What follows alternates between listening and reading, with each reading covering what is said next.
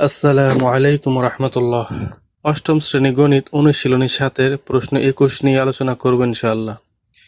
প্রশ্নটি হলো, পি এবং কিউ যথাক্রমে 21 ও 35 এর সকল গুণনীয়কের সেট হলে পি ইউনিয়ন কিউ নির্ণয় করো।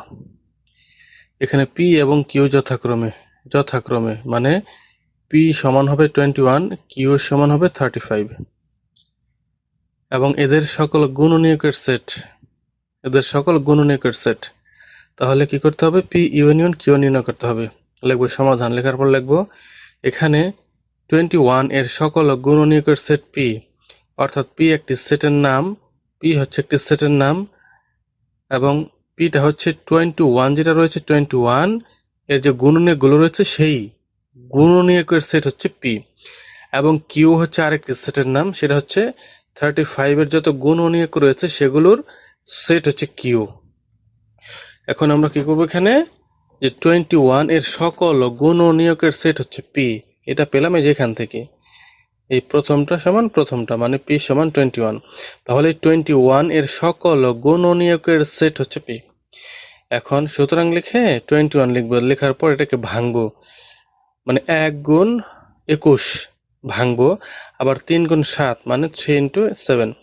যাই হোক, 21কে ভাঙলাম, এইভাবে ভাঙলাম যে 1 গুণ 21 লেখা যায় মানে 21 অক্ষে 21 হয়, আবার 3 গুণ 7 লেখা যায় 3 7 21 হয়। এই যে 21কে ভাঙলাম মানে 21কে ভাঙলাম, এইভাবে ছাড়া আরো কোনোভাবে ভাঙা যায় না? যায় না। এইভাবে ছাড়া আর কোনোভাবে ভাঙা যায় না, অর্থাৎ অন্য কোনো পূর্ণ সংখ্যা রূপে আর ভাঙা যায় না। হ্যাঁ, দশমিক সংখ্যা রূপে ভাঙা যেতে পারে, ভগ্নাংশ সংখ্যা রূপে ভাঙা যেতে পারে, কিন্তু পূর্ণ সংখ্যা রূপে মানে পূর্ণ সংখ্যার আকারে আর ভাঙা যায় না, এইভাবেই ভাঙা যায়।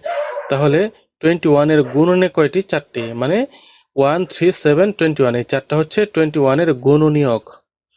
এগুলো ছাড়া, এইভাবে ছাড়া অন্য কোনোভাবে ভাঙা যায় না। এই জন্য 21 এর গুণনীয়ক হচ্ছে 1 3 7 21, এই 4টা হচ্ছে 21 এর গুণনীয়ক। 21 এর সকল গুণনীয়কগুলো হলো 1 3 7 21, এই 4টা হচ্ছে গুণনীয়ক। তাহলে লিখতে পারি এখন, সুতরাং পি ইকুয়াল টু, এই 4টা লিখলাম 1 3 7 21, 4টা লিখলাম সেকেন্ড ব্র্যাকেটের ভিতরে, পি সমান এই 4টা লিখলাম সেকেন্ড ব্র্যাকেটের ভিতরে, কারণ সেটের উপাদানগুলোকে সেকেন্ড ব্র্যাকেটের ভিতরে লিখতে হয়। সেটের উপাদানগুলোকে সেকেন্ড ব্র্যাকেটের ভিতরে লিখতে হয়। এই যে পি সমান 21 ছিল, তাই না? আর 21 এর গুণনীয়কের সেট বের করতে হবে। তাহলে 21 এর গুণনীয়কগুলো পেলাম এখানে, তার মানে এটা হচ্ছে পি সমান পেলাম। পি সমান কি হবে? এই যে 21 এর যতগুলো গুণনীয়ক রয়েছে সেগুলো হচ্ছে যেগুলো, তার মানে পি সেট সমান পেলাম এগুলো।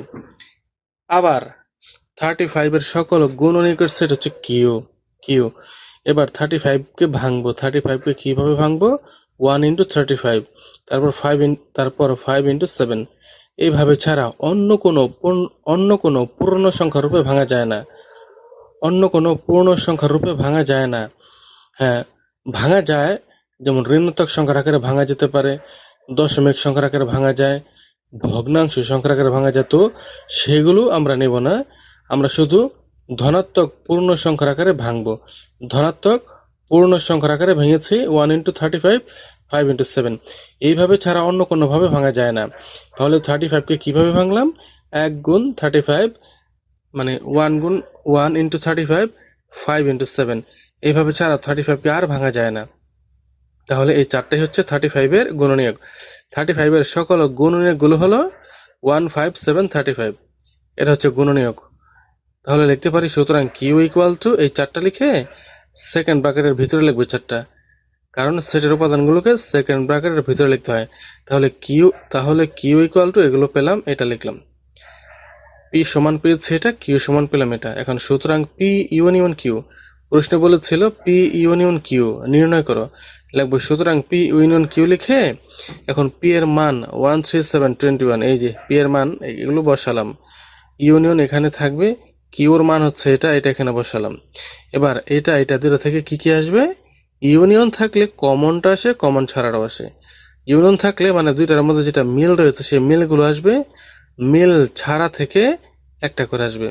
যেগুলো মিল রয়েছে সেই মিলগুলো থেকে একটা করে আসবে, তাই না?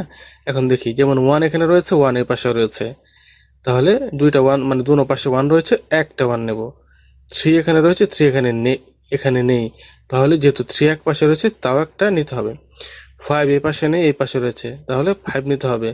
7 এই পাশে রয়েছে, এই পাশেও রয়েছে, দোনো পাশে রয়েছে, দোনো পাশ থেকে একটা নিতে হবে। 21 এখানে রয়েছে, এখানে নেই, 21 এখানে নিতে হবে।